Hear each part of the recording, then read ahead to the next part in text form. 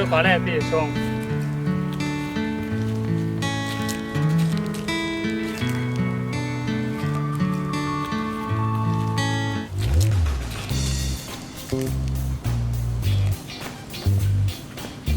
นั่นแหละไม่อย่างนั้น ไปกับเรือคือหนาวมั้ง มาเลยแหละกว้างเลยนั่นน่ะ มาเนี่ย หนูเป็นกว้างเลยขัดก่อนแล้ว ใช่อ่ะ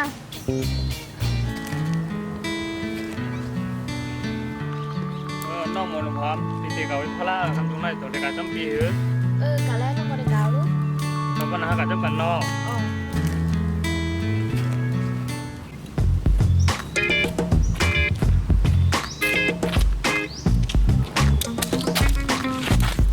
แต่เลี้ยว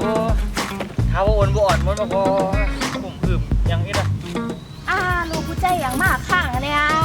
ดีมไปจอดแน่ว่าห้าเลี้ยง แต่เลี้ยววุ้นจัดวุ้นเจ๊วุ้นจริงวุ้นตั้งขับโอนแล้วเนี่ยผมคือเห็นบอกว่า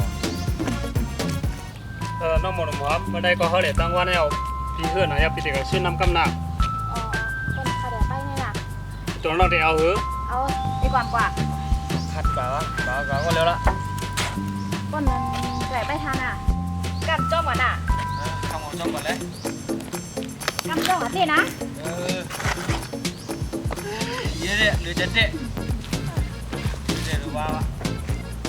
ขัดหนาไม่ได้เลย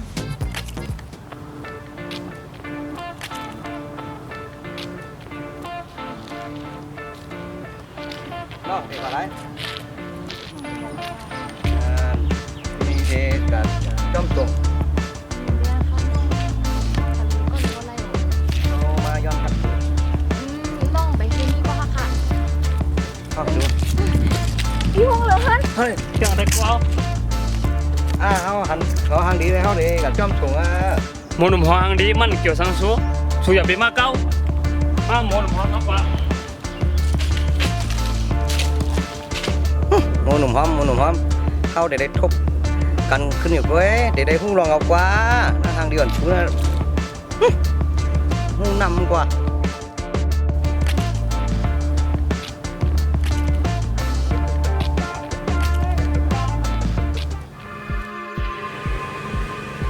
โมหนุ่มหอมวันนั้นมันกวายก็มันได้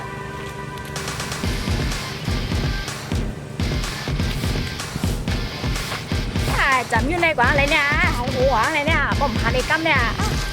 อุ้ย โมหนุ่มหอม ผมใจหมูหนุ่มพร้อมเราเป็นหมูเลี้ยงหอ หมูแดงหอมก็พูดจักหมูแดงหอมเลยก็พูดจักหมูหนุ่มหอมเลยเฮ็ดมาเฮ็ดห่างเหมือนคนใจเห โอ้ตัวที่ก็ลงของเขาไว้หรอ ว่านั้นเชียวเอาตีฮะแน่ เข้ามาเลย เห็นนั่งยิงในกล่องยำพี่นะว่าเรากูมาแล้วมา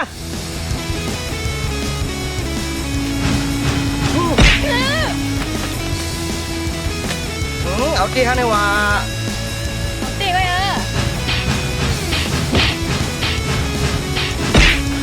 เอาตีแน่นอน เอามาเลย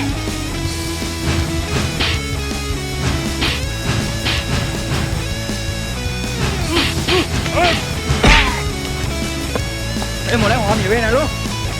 ตัวไว้ไอ้นั่นอยู่กับแทงกับใจหมูหนุ่มพองเป็นหมูเลี้ยงหอเอาก่อนนี่แน่ไห้ก็ที่ว่าเจียมหันกันตรงสามวันกับหมูไล่ได้มาเมื่อว่า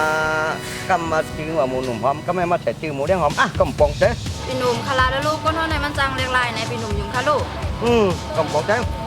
มือ ทะเลตั้งผู้ป่วยหัวไป เป็นทางเหรอพี่หนุ่ม นั่นหมูเลี้ยงหอมหมูหนุ่มหอมนั่นมานั่นน่ะ